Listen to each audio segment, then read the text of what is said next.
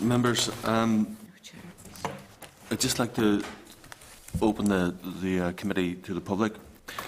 Just to let you know that the chair will be late this morning. The deputy chair is not going to be attending today's meeting, and under those circumstances, the committee must elect a chair to take the business forward. Just to let you know what the process is, I'll call for a member to move, a named member will take the chair. I'll then call for a seconder to that motion and then ask for any other nominations. If there aren't any other nominations, then the person nominated will simply take the chair. If there are other nominations and a seconder, then we'll just go through a process of voting. So if members are content with that, I will just ask if a member wishes to nominate another member for the position of chair today. Stuart Dixon. Do we have a seconder for that? Very good. Do we have any other nominations for chair? No. In that case, Stuart, would you mind taking the chair today, please? Sure.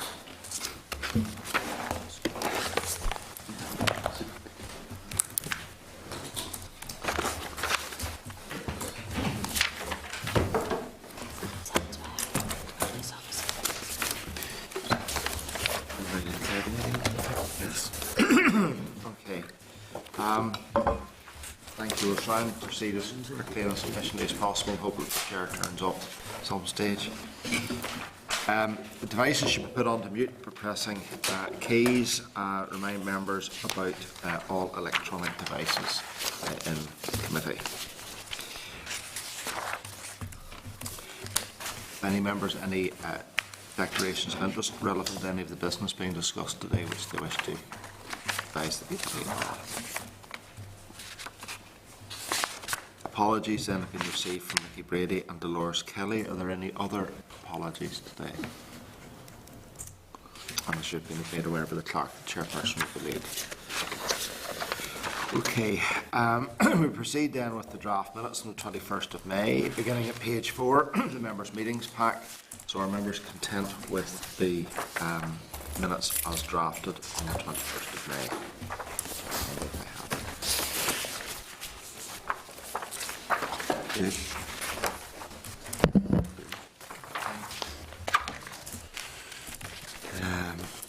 We're not saying that.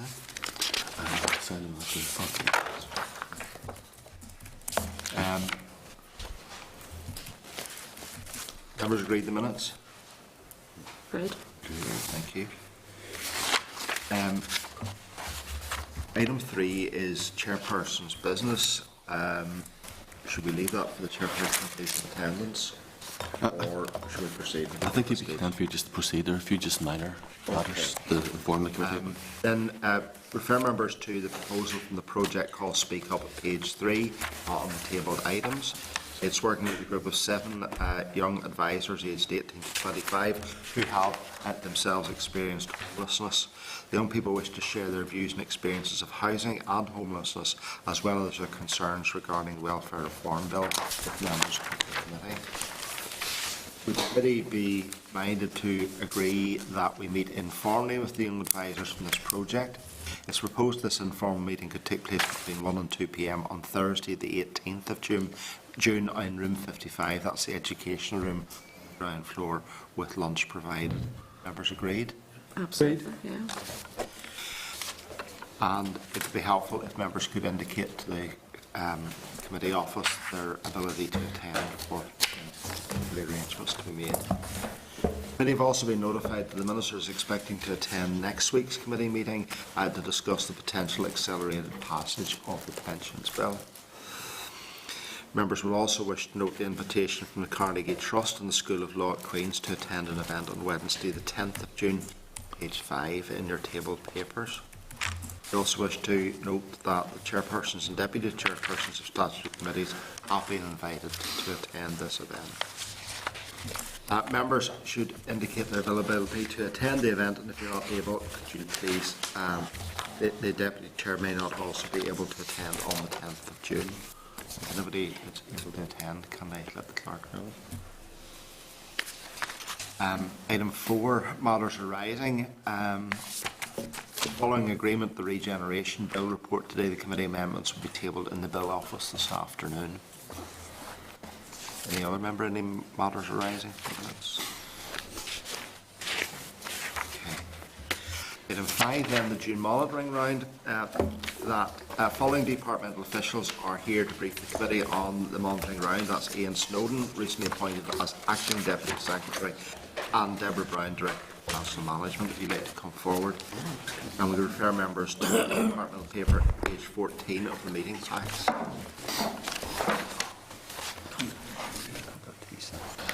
Well, good morning, you're very welcome. Thank you to the committee for the opportunity to discuss the Department's June monitoring round proposals for 2015. This is Ian Snowden, recently appointed Acting Deputy Secretary in the Department, and this is Deborah Brown, who's the Director of Financial Management in DSD. The Department's monitoring round proposals are due to be returned to DFP on Thursday the 4th of June. So inputs from all the main business areas in the Department have been compiled, and details were passed to the clerk last week and are in the paper that you've got. I hope that you find the briefing note to be helpful. As always, I think I have to stress that the monitoring round process like this, the figures may be adjusted right up to the point of the final submission to DFP. That's nothing new in that, that's standard practice. But the proposals that you have in front of you are the most up-to-date assessment of what the Department's position is. I'm going to hand over to Deborah now, who'll take you through the detail of what's in the proposals. Thank you. So details of our proposals were summarised in the table and the associated narrative that we sent to you last week, and hopefully you've had a chance to have a look at those. I'll just go over the key points now. Within the table you'll see that we are bidding for £100 million of capital, financial transactions capital. The Housing Division have submitted proposals to replace the Housing Association grant funding with the financial transactions capital loan funding beginning in 15-16. And this would involve providing £100 million in 15-16 to meet funding requirements over a 4-year period. This would replace the conventional DEL capital funding of £15 million that's currently in the baseline for 15-16. We would also propose to place a bid for £10 million for the Northern Ireland co-ownership bid. The co-ownership scheme remains the Department's main measure for supporting the potential first-time buyers and those returning to the market who wish to purchase their own home but cannot afford to do so outright. In the event that the financial transactions capital bid is unsuccessful, this bid will secure the necessary DEL capital funding to increase the allocation in year to £25 million. We're also proposing to place a bid for £10 million for the Social Housing Development Programme. The current level of baseline funding is sufficient to deliver the number of social homes required by the programme for government, that's 1,500 starts. However, the Department has an aspiration to exceed this target. Therefore, we're placing a bid for £10 million, which then would enable an additional 150 homes to be built. You'll see that there are bids being placed under the urban category for £4 million. The urban group has identified both capital and resource pressures in this monitoring round of approximately £3 million and £1 million respectively. The capital pressure arises in neighbourhood renewal, £1.1 million, and in public realm of £1.9 million. Both of these are capital. In both cases, the bids are to enable the completion of a number of projects in advance of the transfer of the powers to the Council. The completion of these projects will have a beneficial impact on several of the new councils and contribute to 3 of the 5 Programme for Government targets, including growing the economy, tackling disadvantage and building a strong and shared future. The £1 million resource bid will support the delivery of the Year 2 of the Delivering Social Change, the Social Enterprise Hub project in respect of both premises and social enterprise support. The Social Enterprise Hub's pilot project is one of the signature programmes being taken forward with funding support from the Northern Ireland Executive Delivering Social Change framework. Then moving to our easements, these are all non-cash easements. These non-cash easements arise in the Social Security Agency of £1.8 million and in the Housing Executive of £3.2 million. These stem from reduced requirements with regard to depreciation and impairments. And as these are non-cash, they cannot be used for any other purpose and therefore are being surrendered. We have also placed as a separate exercise our requirements under the voluntary exit scheme, and it is assumed for the purposes of this monitoring round that all requirements under the exit scheme will be met for the department, and the Housing Executive have also placed their bids towards this transformation fund. We have also got confirmation that OFM will be providing £290,000 in resource funding to meet the resource costs associated with Together Building a United Community. And it's our understanding that this transaction will be processed by DFP in the June monitoring round. Also, just to highlight the issue around the urban villages, again part of the Together Building a United Community, there are proposals to establish 4 urban villages to create and stabilise change within communities.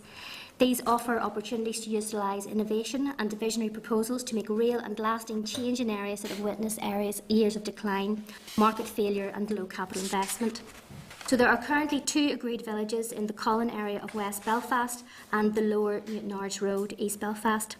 Colleagues in OFM DFM have confirmed a resource transfer of 1.75 million in this monitoring round, and that a capital bid of 2.2 million will also be submitted on DSD's behalf.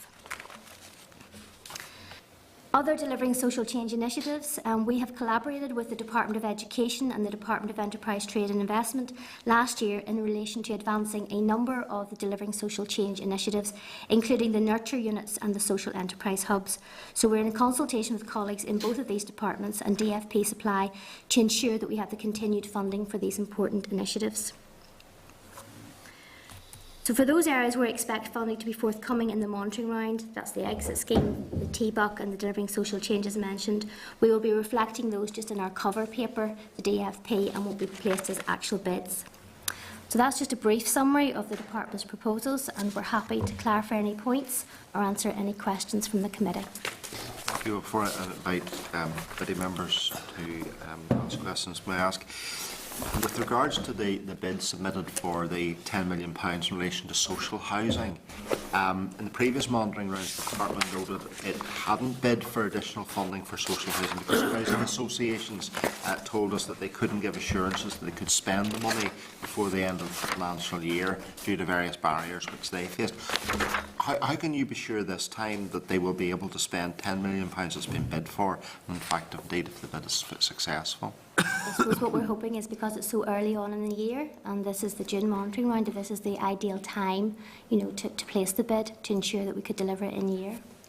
So you see this as a challenge then to the housing associations? I think that when we have a plan for 1,500 homes, and obviously anything over and above that, it is, but we really do want to try and push that target. Thank you. Chair, just on that, and I know in the past that actually this has been going on for a number of years. And when you speak to the likes of NIFA, the governing body housing associations, they actually say that a lot of the problems lie within the department, and that there was stuff that needed to be cleared up to allow them to build. They've always said that they, again, they get the money early enough, they would be able to do it.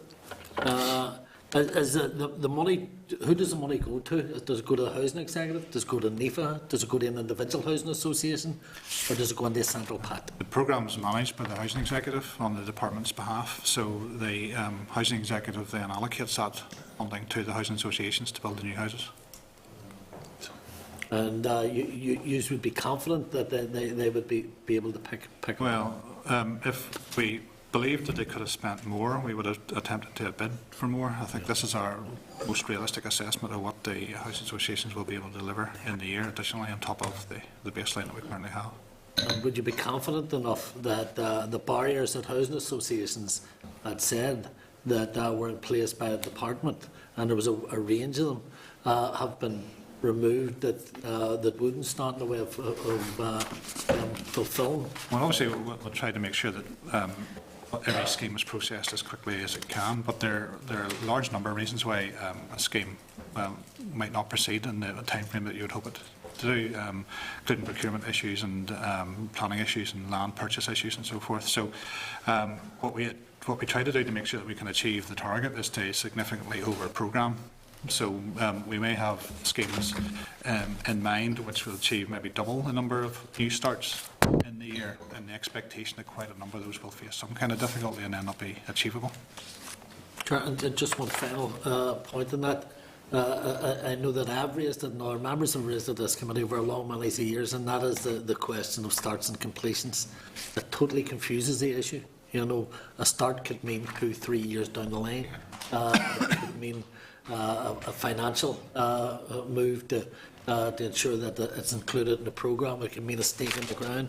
And I've been asking, is there any chance of getting a breakdown of starts and completions so we know exactly what has been done year on year? I think possibly the best measure of that would be the date in which somebody gets handed the keys to the new house for the first time. Thank you. So I'll have a look at that. That's something I've been thinking about in the new job. Yes, Jim and then Sammy. Yeah, just would you explain a little more on the housing bids, this idea of 100 million for Northern Ireland co-ownership housing, financial transaction capital? You said that 100 million is to substitute for the 15 million already in the baseline. So what happens to 15 million already in the baseline?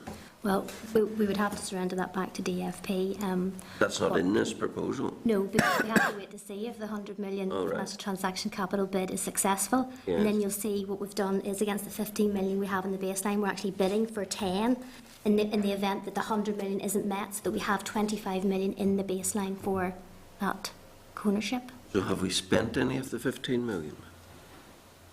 I wouldn't be sure about how much of that we actually spent at this stage, but that would then dictate how much we could surrender then in the next monitoring round. So you're bidding in the alternative. 100 million is your top line bid, and then you would surrender back whatever if the 15 million hasn't been used. And failing that, you would be adding to the 15 million by your bid for 10 million. Now, it'll be presented to DFP in that way, so that we don't end up getting 100 million financial transactions capital and another 10 million towards co-ownership, of course. You know, it'll be an either-or issue for them. And if you don't get either your 100 million or your fallback position of 10 million, We've only got the 15 million in there for co-ownership. which is why I asked how much has already been spent to try and evaluate what the demand is. Well, the demand for co-ownership, I mean, we spent 50 million last year on co-ownership, so, I mean, it's one that we know that there is the demand there. And for the whole of this year, presently, you've only got 15. Yes. And that was because, as you recall, the 15-16 capital settlement for the department was not as good as we had hoped. But one might suspect that by this stage of the financial year, you know, a couple of months in, a good part of the 15 million might already be gone. It may.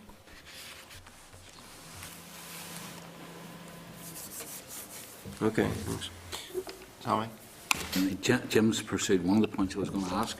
Given that co-ownership has been very successful and indeed has probably been one of the main sources for first-time buyers buying houses, and also for the private sector house building programme, the £100 million over the 4 years, whilst it gives them certainty over the 4 years, it is a substantial reduction on the amount of money which they had in previous years, albeit a lot of that was made up by in-year bids. It wasn't at the baseline. Would it still be envisaged then that, though they've got the, if they did succeed in getting the £100 million over the 4 years, that could be topped up if demand was there with in-year bids for just Dell Capital? Yeah, absolutely. I mean, and the issue around how much we actually surrender, back to Jim's point, is how much have we already committed here? What is the demand? And, you know, will DFP seek some recovery of that, or, you know, that which we haven't spent on the basis that they give us the financial transaction capital? I mean, that's a discussion that we'll have to have. And absolutely, you know, we'll want to try and maximise the amount that we can put into this. And once a financial transactions capital is given, it can be carried over year to year. It's not a case of it's not spent this year, it has to be surrendered. You see, just on the social housing programme, you've bid for the £10 million, and it's been already identified that in the past the social housing programme has not been able to deliver. I take it that that £10 million is against schemes that are really being identified with planning permission granted and ready to move on the site, or is this speculative? I don't have that level of detail, sorry. Not all of the schemes would have planning permission yet. So, as I said in response to one of the previous questions, there are a number of reasons why any one of these can fall. So we have, there's a pipeline. So there will be a number of schemes you would hope to bring forward, and the schemes that the money would be spent on would be ones we would already know about, but it can take about 18 months from start to finish this process to get to a point where you're able to score the expenditure and the new starts. So there will be some which won't have planning permission yet, and some where the land purchase still has to be finalised. And yet we're bidding for money, even at this stage of the year, knowing that that process, the housing associations have told us in the past, that process can take anything up to 18 months or 2 years. Yeah, but we have to make an assessment of the proportion of that pipeline which we think we're going to be able to bring forward during the course of the year. And so it's trying to consider what we've achieved in previous years at this particular point and what is likely to be achieved. So it's really an extrapolation. It's not on any hard evidence from the housing associations that here are schemes that we have, albeit we haven't got planning permission, but the planning permission's in, or the planning application's in, and we think it's going to go okay, there haven't been big issues raised, or we haven't bought the land, but we know that the land is going to be available to us if we have the funding. It's not based on that, it's just an extrapolation of what you thought from previous years. Well, might be capable of delivering. It's a judgment based on how we see the programme delivered in previous years on the basis of experience. And we're not surrendering any money from the department at this stage? No. Gregory? Yeah, it's on again on the issue of the co-ownership and the 4-year period. It's really a follow-up to what Fran McDermott said. Have any discussions taken place with the housing associations, given that if it's successful, if the 100 million over 4 years is successful, one would expect there to be more degree of certainty in terms of start dates, continuation, and hopefully numbers coming out at the end of it. But have they given any assurances about how they could activate and complete within the 4-year period? The co-ownership process is slightly different from the social housing development programme. So the co-ownership is pretty much a demand-driven approach, where the potential property purchaser will approach the housing association with a property in mind, and then will ask if they can get assistance with the purchase. And the consistent message we're getting from the Northern Ireland Co-ownership Housing Association is that they could nearly use whatever amount of money we were able to provide to them, and it's pretty much because it's a demand-driven process. If we can provide it, they can be fairly assured that they would be able to use it. Yeah, that's the impression I get on the ground, on a narrow constituency basis. I assume is replicated across. But if that is the case, then are they saying to you, look, the 100 million in 4 years we can use and won't have a significant amount of that 100 million unspent at the end of the 4 years? Is that effectively what they're saying? I think that they would take the attitude that the 100 million would be a start for them, and they would require more than that over a 4-year period. As Deborah pointed out, we spent 50 million in this particular scheme last year, Right. which would indicate that 100 million would be used within 2 years. Right. But say that was the case, what would we be back in again then to try and... We'll try and secure the funding that we need to do more, but that would be the approach that would be taken. We're assuming that the £100 million will carry us forward a number of years into the future, but it is likely that it will be used up sooner than the 4-year period, on the basis of previous experience. Okay. Right. Thank you for your presentation. Most of your bids are on the capital side. Have you been given an indication that there are capital monies available? Because obviously we're aware that on the resource side there's a void rather than money to be redistributed. So have you been made aware that there is monies here to bid for in the first place? No, we haven't been made aware. Obviously, every department is working its way through what its bids and easements are. So what we're hoping is that some other departments are giving up some easements at this stage. But no, I've been given no indication of that. In terms of neighbourhood renewal projects, is it the bids for 1.1 million? One of the smaller amounts. Can you give us some more detail of the types of expenditure that would be involved through that project? There are 6 projects included in that list, relatively small amounts to each one, and they're all in Londonderry and projects there. So there's St Joseph Boxing Club, a project, and there's one in Strabane as well. The links to the new bridge, Melvin Bridge in Strabane, 2 play parks in Londonderry at Irish Street and Rose Court, and then there's an outdoor gyms project which the local council has been developing, and there's a small grant to the Spring Hill Resource Centre. Why are they all the bids from one area? That's where we have to try to make sure that the projects that we fund are actually capable of being delivered in the current financial year because of their form of government. Unless a council is willing to cut the tail of expenditure past March 2016, we couldn't commit to starting the project because effectively there's no guarantee that all the money required to finish the project is there, and the department can't carry the tail of expenditure beyond the end of the RLG period. So the 6 projects are in that particular area, are the ones that are able to meet that criteria. And some of them are delivered by way of a technical transfer process through other departments. So, for example, St Joseph Boxing Club is actually a project being delivered by the Department of Education. Okay, thank you.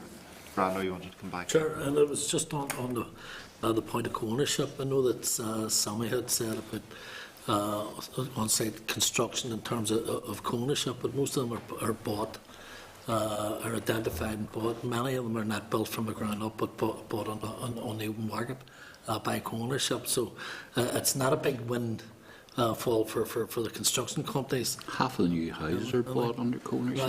I understand that there are a lot of off-the-shelf dwelling places have already been built, but many of the houses that have been built are bought by co-ownership now. But the point that I wanted to make is that in my constituency, there are 3,500 people on a waiting list, over 2,000 people in housing stress.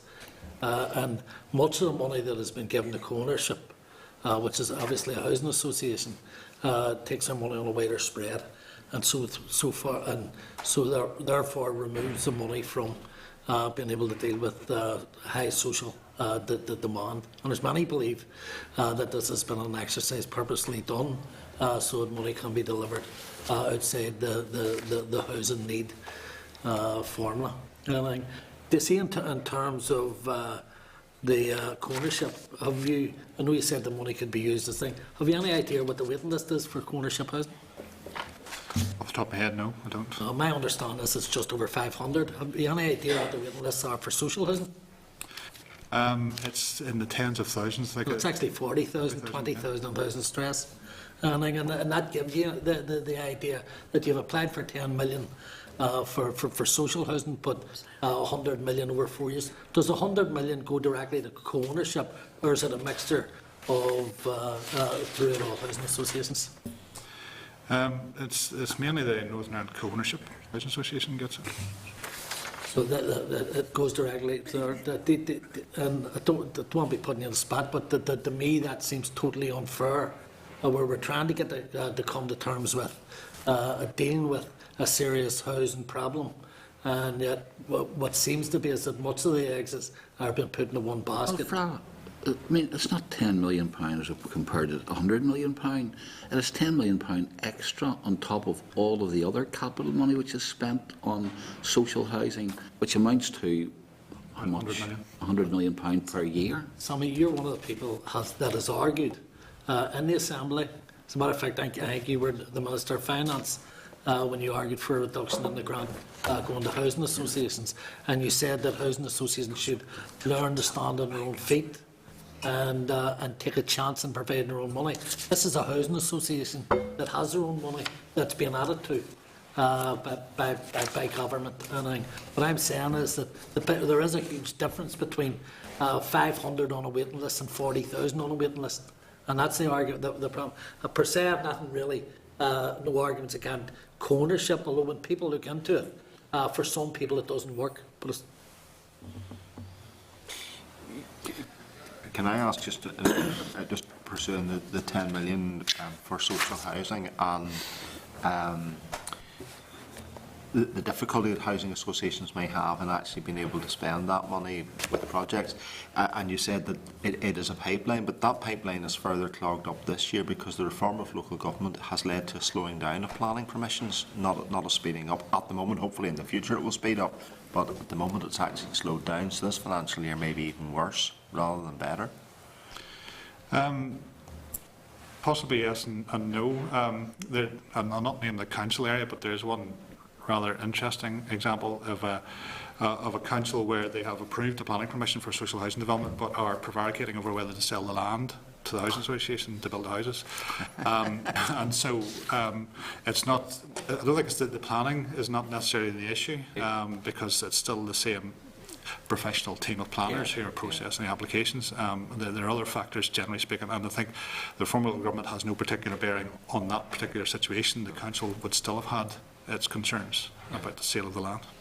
Benny, can I just ask you, when we were briefed on the business plan, the target for 2015-16 respective TBUC was to progress 5 urban villages, but in your paper it refers to only 4. There's actually 5. It is 5. Okay, so it's just it was a mistake, rather. Okay, thank you very much. Can I, if there are no other questions, then can I just take this opportunity to thank Deborah and Ian for the presentation this morning? Anything else you want to say to the committee at this stage? No. Okay, thank you very much.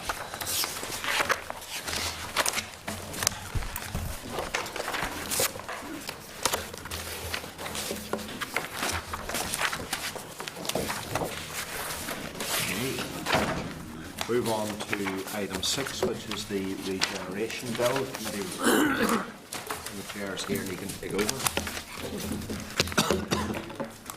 You get the good bits.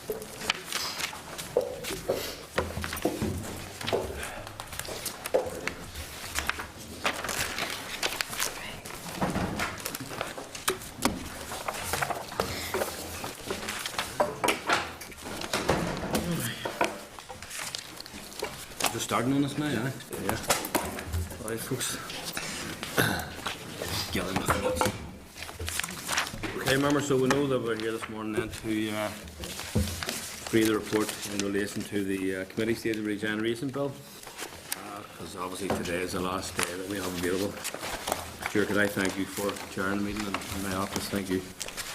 And I want to refer just to the report of page 7 of your tabled items. And could I ask Kevin if there any particular overview you want to bring people's attention to?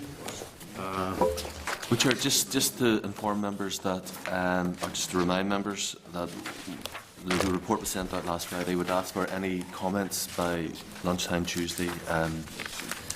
Others will come from yourself, Chair. We didn't receive any, so the report is in. Actually, it's as members received it last Friday. So I suppose, Chair, unless there, through discussion, unless there are any other amendments proposed, it's as it was circulated. Okay, is there members content then? Just that you have what you had last week. Okay, so then if we proceed, then we'll go through the report as normal in key sections. And some of it, the sections are maybe quite big. If needs be, we can go through those paragraph by paragraph, but I have some indicating notes here, and we'll work our way with that. Again, just to remind yourselves to the table of contents on page 7. Do you have any suggested amendments to the table of contents? If there are none suggested, then I'll put the question that the committee is content with the table of contents of the draft report. Great. Thank you for that. Refer you now to the list of appendices, and that's also on page 7. Do members have any suggested amendments to the list of appendices? If none are suggested, fair enough, then put the question then of dependencies as outlined in the list of appendices stand as part of the report. Agreed. Thank you. Now I refer you to the report itself. We have the executive summary, but we'll deal with that later in the report. So moving on then to the summary of recommendations, that's on page 10. There are no suggested amendments to the paragraphs, page 10.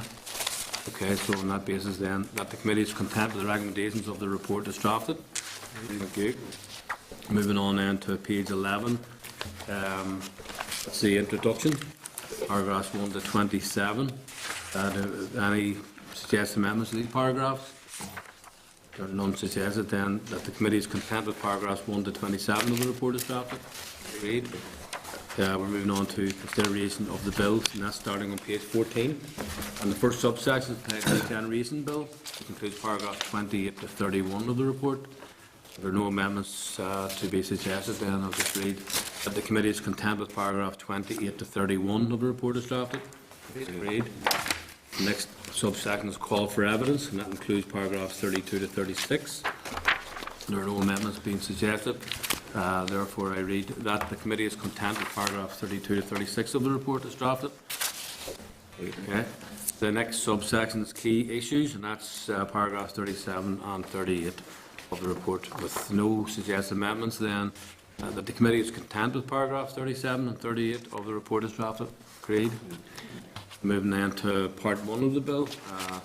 This is the section around social need, and that includes paragraphs 39 to 51 of the report.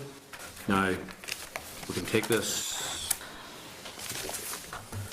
paragraph by paragraph if we wish. I mean, it's not compulsory. Just take your guidance on this. First of all, are there any suggested amendments to paragraphs 39 to 51? There are none. So, if there are no suggested amendments, then I'm happy to put to the committee that the committee is content with paragraphs 39 to 51 of the report is drafted. Okay.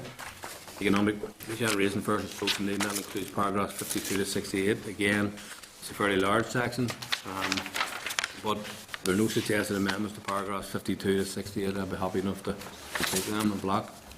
Okay, so that the committee is content with paragraphs 52 to 68 of the report is drafted. Agreed. Okay, then moving on to preventing an assisted project, promoting or denoting the actions of anyone with a serious criminal conviction, paragraphs 69 to 75 of the report. There are no suggested amendments to these paragraphs. Then that the committee is content with paragraphs 69 to 75 of the report is drafted. The next part then we're moving is to part 2 of the bill. This is relating to retention of powers to the department in relation to development schemes.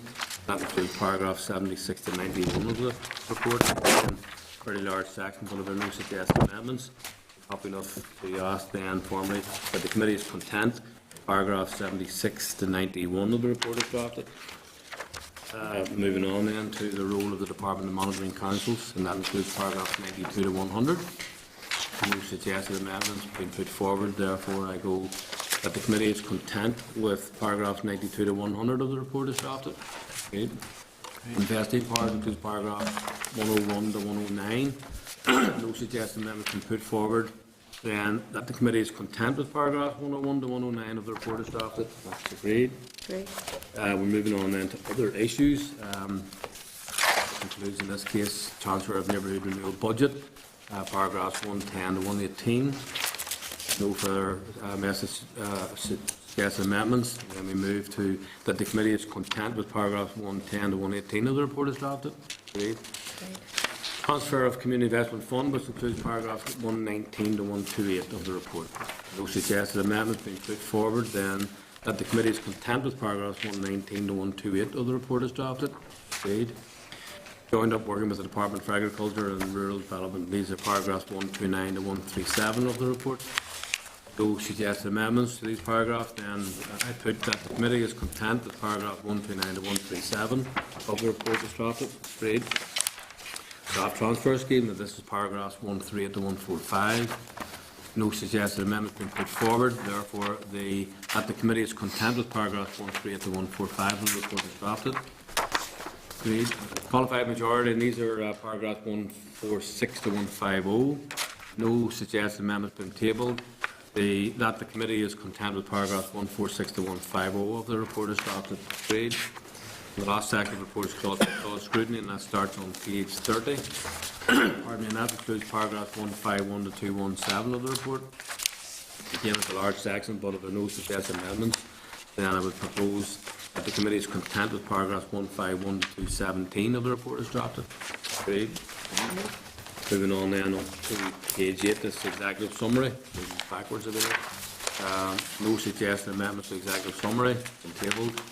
That the committee is content with the executive summary of the report is drafted. Okay. Moving then to that the report be the 13th report of the Committee for Social Development. Agreed. Thank you very much. And I just want to then seek ratification for the draft extract of the minutes of 28th of May 2015. That's at page 39 of your tabled items folder. The committee report. The members agreed with the minutes, 20th of May. Agreed. Okay, so the members then agree then to have the to order the report to print. Agreed with that? Okay, thank you very much, members. Moving on then to item number 7, which is proposed statutory rule, the application of pension schemes to the part of men schemes to reflect abolition of contracting out regulations. Okay. I'm presuming the people have read it. Is the committee content the rule be made? Okay, members, thank you. Then we have item number 8, SR 256. This is the Charities 2013 Act, commencement number 1 order. This order brings in the operation section 4 of the Charities Act, Northern Ireland 2013. Okay, so this is obviously not subject to any assembly procedure, so I'm just asking the committee to have your content to note this commencement order. Great. Okay, thank you. Correspondence, item number 9. Just to bring your attention, there is a letter and a follow-up email from Northern Ireland Kinship Care, starting, and that's at page 42 of the table items. And just wanted to suggest that the committee forwards the correspondence to the Social Security Agency to seek their views in relation to Kinship Care's concerns and how best to take them forward. Members content with that? Okay. Again, further correspondence in relation to the from the Guide Dogs for the Blind Association.